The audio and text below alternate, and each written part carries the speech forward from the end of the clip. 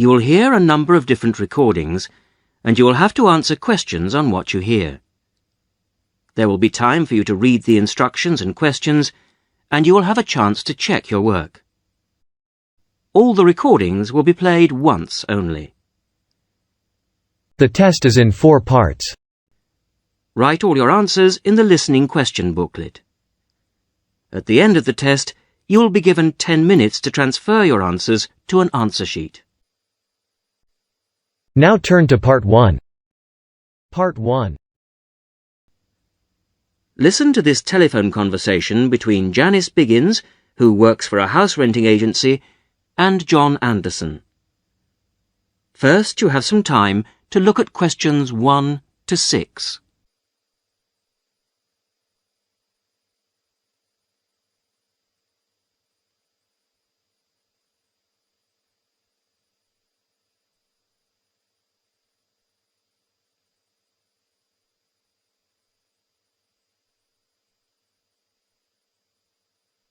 Now we shall begin. You should answer the questions as you listen, because you will not hear the recording a second time. Listen carefully to the first part of the conversation and answer questions 1 to 6. Hello, Flagstone. Oh, hello. Is that Flagstone Properties? Yes, that's right. Flagstone here. How can I help you? Hello. I'm ringing just to make inquiries about renting a house. My name's John Anderson. Yes, Mr. Anderson. What sort of thing were you looking for? 2-bedroom house with garden. Well, yes, sir, that shouldn't be any problem. Just to let you know that our the main areas we deal with are the city centre itself. City centre, And the north suburbs. Oh, well, we were most interested in the northern areas, actually. Right, yes. What sort of price were you thinking of? Well, could you give me some idea? Certainly. It really ranges from £250 per month. Only £250? Yes, to about £500, depending on a number of different factors. Oh, what does it depend on? Well, obviously the quality of the area, and then whether there's a garden. Oh, well, as I said, we'd want a garden. And a garage pushes up the price. Right. Well, we wouldn't necessarily need one. I think about £350 a month would be our limit. OK. Well, would you like to have a look at a couple of properties, sir? Yes, that'd be great. Looking at our files, I think we've got 2 which might suit you. Oh, hang on. I'll just get a pen. Right. OK, well, there's one on West Park Road, which is £325 a month. Are the bills included? Well, that one just includes the water bill. OK, right. And the second house is in Tithe Road. I'll just spell that for you, OK? Yep. T-I-T-H-E Road. Yeah, got that. And how much is that one? That's £380. 380. Is that including water? No, I'm afraid not, but it does include the telephone rental. Oh, well, that's not too bad then. So...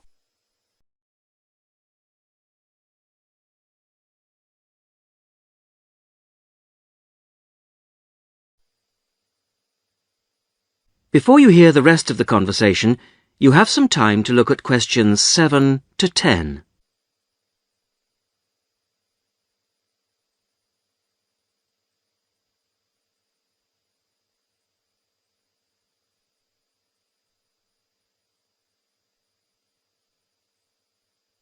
Now listen and answer questions 7 to 10. So when would you be available to see them? Well, I'll be in town next week, say Thursday. No, I'm sorry, we don't have any availability for Thursday. How about Wednesday afternoon? OK. That's fine.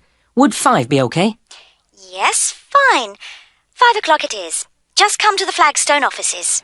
Oh, before I forget, what sort of things do I need to get done, to rent with you? Well, the most important thing is a letter from your bank. No problem. And then a reference letter from your employer. Yes, that's OK. Great.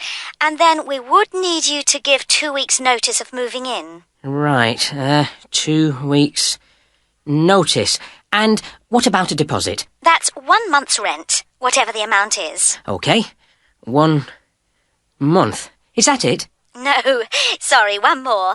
You will have to pay for the contract. Oh, yes, I'd forgotten about that. OK, fine. So I'll start arranging those, and I'll see you next week. Yes. Thanks very much. Bye. Goodbye.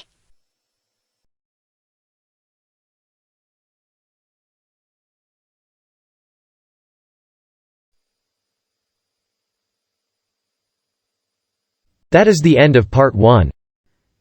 You will now have half a minute to check your answers.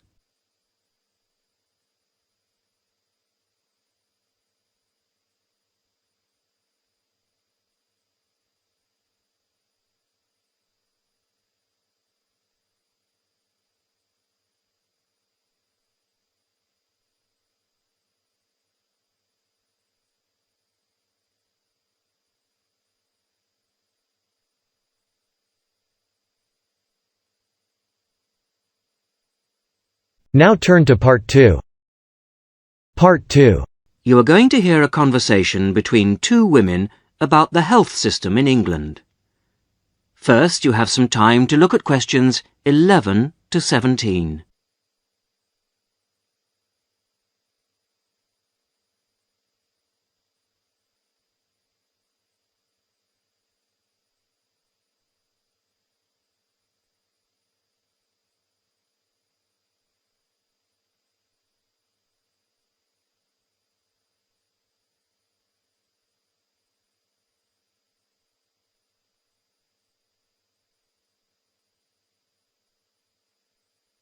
Now listen to the first part of the conversation and answer questions 11 to 17. Hello, Mrs. Sutton. Come in. How are you settling in next door? Have all your things from Canada arrived yet? I thought I saw a removals van outside your house yesterday afternoon. Yes, they came yesterday. We spent all day yesterday arranging them. It's beginning to feel a bit more like home now. Oh, that's good. Look, come in and sit down. Are you all right? You look a bit worried. Well, I am a bit. I'm sorry to bother you so early, Mrs. Smith, but I wonder if you could help me. Could you tell me how I can get hold of a doctor? Our daughter, Anna, isn't very well this morning, and I may have to call somebody out. She keeps being sick, and I am beginning to get a bit worried. I just don't know how the health system works here in England. All I know is that it's very different from ours back in Canada. Well, I don't know really where to start. Let me think. Well, the first thing you have to do is find a family doctor. Mm-hmm. Sometimes we call them general practitioners as well. Right. And register with him or her. If you live here, you've got to be on a doctor's list. If you're not, things can be a bit difficult. Oh. Nobody will come out to you if you're not registered. Anyway, they work in things called practices. Sort of small groups of family doctors all working together in the same buildings. Now, what you've got to do this morning is register with one of them. There are 2 practices near here, so we're quite well off for doctors in this part of Manchester. There's the Dean End Health Centre, about 10 minutes walk away. And there's another practice in South Hay. That's about 5 minutes away, going towards the town centre. We're registered at the Dean End one, but they're both okay. There are about 6 doctors in our practice and 4 in the other, so ours is quite big in comparison, and the building and everything's a bit more modern. South A is a bit old-fashioned, but the doctors are okay. Their only problem is that they don't have a proper appointment system. Sometimes you have to wait for ages there to see someone. Anyway, you go to the receptionist in whichever health centre and ask her to register you with a doctor there. You have to fill in a form, but it doesn't take long. Ours is called Dr. Jones, and we've been going to him for years, ever since we moved here 15 years ago. I wouldn't say he's brilliant, but I suppose he's all right, really. We're used to him now. They say he's very good with elderly people, but he does tend to get a bit impatient with children. Listen, the one who's supposed to be really good with small children is Dr. Shaw. I've heard lots of people say that. She's young and she's got small children of her own, so you could try registering with her. And if her list's full, I heard somebody say the other day that there's a really nice young doctor at South Hay, a Dr. Williams. He holds special clinics for people with back trouble, but that's not really your problem, is it?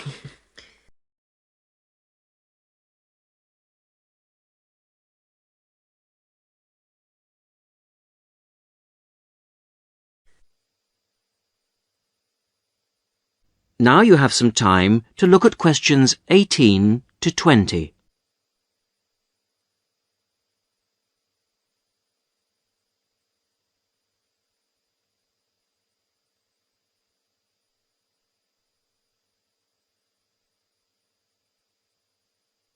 Now listen to the rest of the conversation and answer questions 18 to 20. If you want a doctor to visit you at home, you have to ask for a home visit. You're supposed to do that before 10:30 in the morning, but obviously if it's an emergency, you can phone at any time, night or day.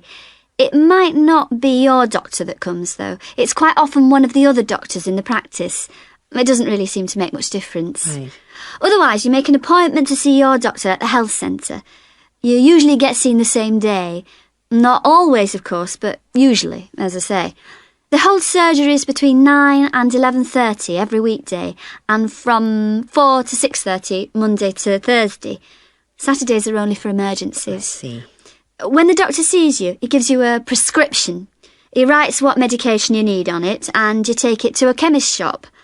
There's one opposite the centre.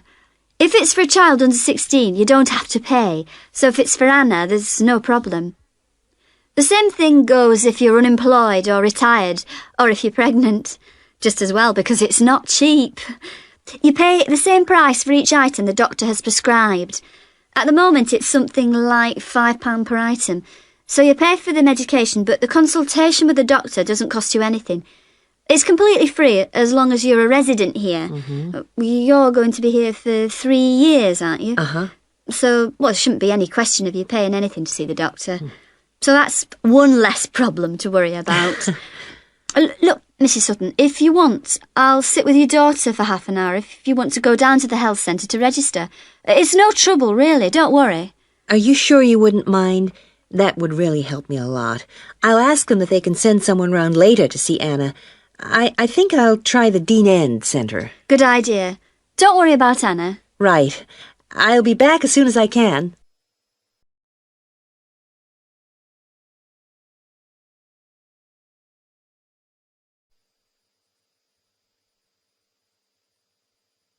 That is the end of part 2. You will now have half a minute to check your answers.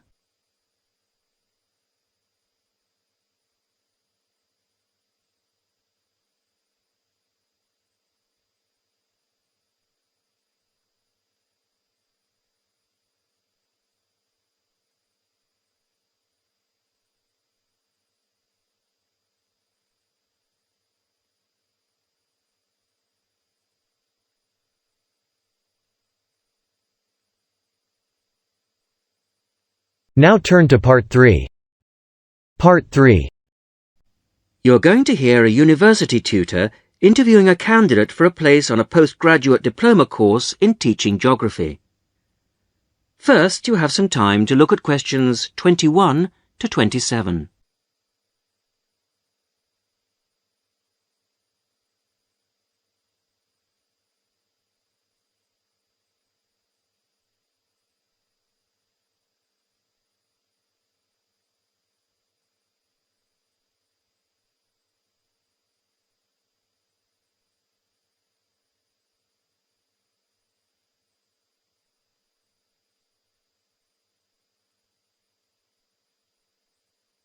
Now listen carefully to the first part of the interview and answer questions 21 to 27. Hello. Jonathan Briggs, isn't it? Yes, that's right. Do come in and sit down. Thanks. Right. Well, Jonathan, as we explained in your letter, in this part of the interview, we like to talk through your application form, your experience to date, etc. And then in the second part, You go for a group interview. Group interview, yes, I understand. So, your first degree was in economics? Yes, but I also did politics as a major strand. And you graduated in 1989. And I see you've been doing some teaching. Yes, I worked as a volunteer teacher in West Africa. I was there for almost 3 years in total, from 1990 to 1992. How interesting.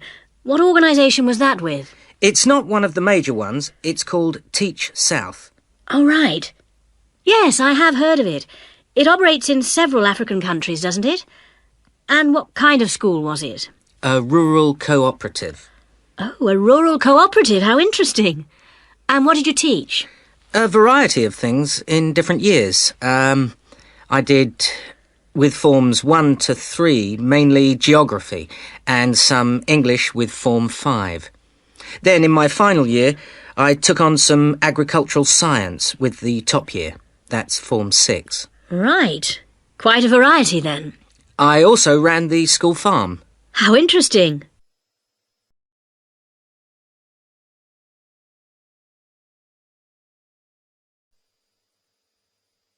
Before the interview continues, you have some time to look at questions 28 to 30.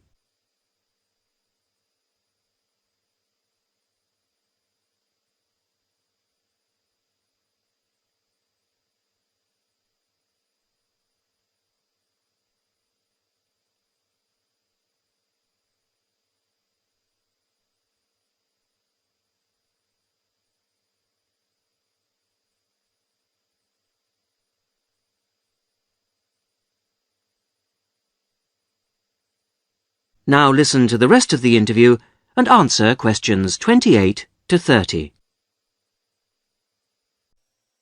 And how did you find the whole experience? I'll be honest with you. At the end of the first year, I really wanted to leave and come home. Oh, why was that? Well, I was very homesick at first and missed my family. Oh, yes, I can understand that. And I also found it frustrating to have so few teaching resources. But I did decide to stay, and in the end I extended my tour to a 3rd year. Right. Things must have looked up then. Yes, we set up a very successful project, breeding cattle to sell locally. Really? And then, after a lot of hard work, we finally got funds for new farm buildings. And you wanted to see things through? Uh-huh. And that's why you want to train to teach geography? Yes. I've had a couple of jobs since then, but I now realise I like teaching best. And I chose geography because it's my favourite subject. And also because I think it has so many useful applications. Well, you certainly have had some interesting work experience.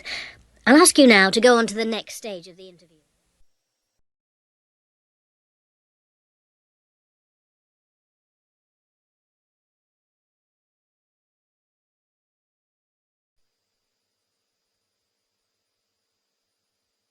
That is the end of part 3.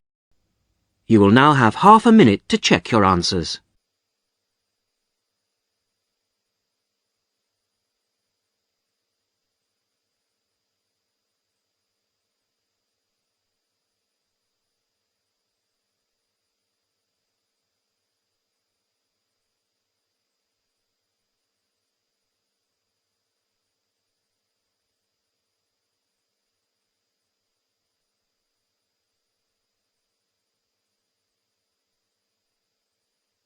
Now turn to part 4. Part 4. You are going to hear a radio talk on back pain given by Dr. Paula Clayburgh of Liverpool's Wilton Clinic. First, you have some time to look at questions 31 to 40.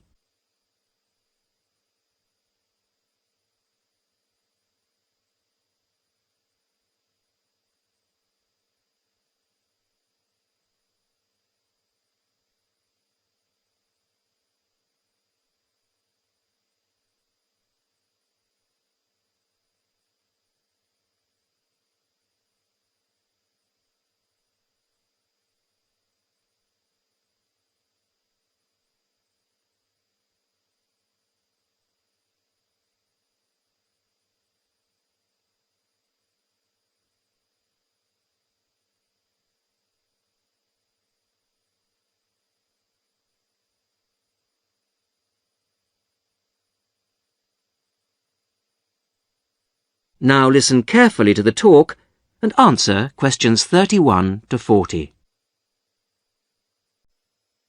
Today's Health Council is presented by Paula Clayburgh, who is the Chief Counsellor at Liverpool's famous pain clinic, the Wilton Clinic.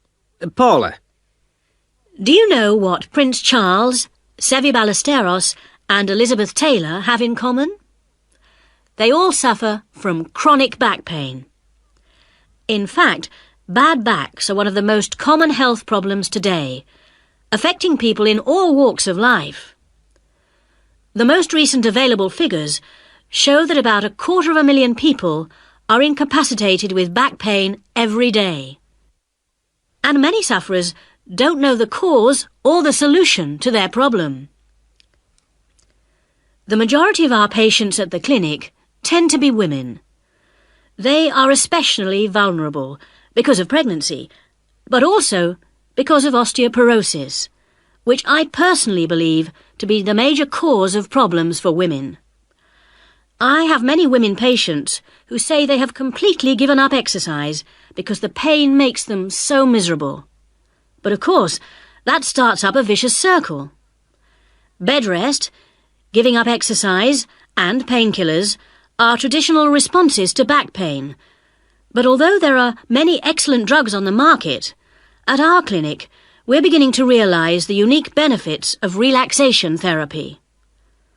Other specialists in the field make a strong case for certain types of exercise, but in our experience they are easily mishandled and can lead to more harm than good. Now let's look at some of the reasons why back pain is developing into such a unique menace. In general, the body is pretty good at self-repair. A strain or a blow to a limb, though painful at the time, generally resolves itself. But the body's response to back injury can be very counterproductive. When pain strikes, we attempt to keep the back as immobile as possible, which makes the muscles tense up. Research shows that they often go into spasm, which causes further twisting of the spine. A vicious circle is underway. The second mistake we often make when stricken with extreme back pain is to go to bed and stay there. Although at the clinic we recognise that a short rest in bed can be helpful, up to 2 days, any longer makes our back muscles become weaker and unable to hold up our spine. The pain, therefore, becomes worse. Another problem is being overweight. Anyone a stone or more overweight who already has back pain is not doing himself any favours. Though it won't actually set it off in the first place, the weight will increase the strain and make things worse. The British diet could be partially to blame for the increase in back pain. Over the last 10 years, the average weight of men has risen by 11 pounds and of women by 9 pounds. So much for the causes and aggravations of pain. But what can we do to help? There are many ways in which simple day-to-day care can make all the difference. The first point to watch, of course, is weight. If you are overweight, a diet will make all the difference. Also, studies have shown that just 1 hour sitting in a slouched position can strain ligaments in the back which can take months to heal. At clinic, we have come to the conclusion that the major cause of the problem is not with the design of chairs, as some have suggested, but in the way we sit in them. It can be useful to get special orthopaedic chairs, but remember, the most important improvement should be in our posture. Another enemy of your back is, of course, your beds. If your bed doesn't give enough support, back muscles and ligaments work all night trying to correct spinal alignment, so you wake up with a tired, aching back. Try out an orthopaedic mattress or a spring-slatted bed. Research shows that both can be beneficial for certain types of back pain. Another hazard for your back are the shock waves which travel up your spine when you walk, known as heel strike. A real find for our patients has been the shock-absorbing shoe insert, a cheap but very effective solution. And you might be better off avoiding shoes with heels higher than 1.5 inches. Though absolutely flat shoes can be a solution for some, others find their posture suffers. Finally, a word about the state-of-the-art relief, the TENS machine. A small battery-powered gadget which delivers subliminal electrical pulses to the skin. Our experience indicates that your money is better spent on the more old-fashioned remedies.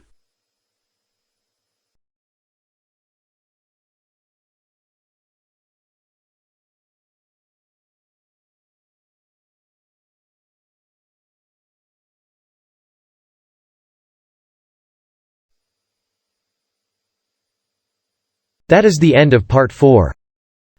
You will now have half a minute to check your answers.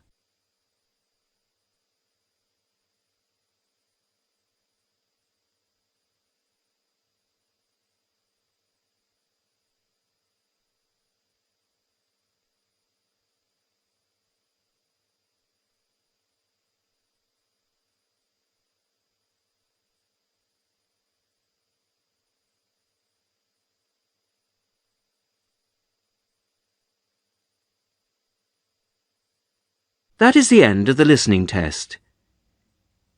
In the Ielts test, you would now have 10 minutes to transfer your answers to the listening answer sheet.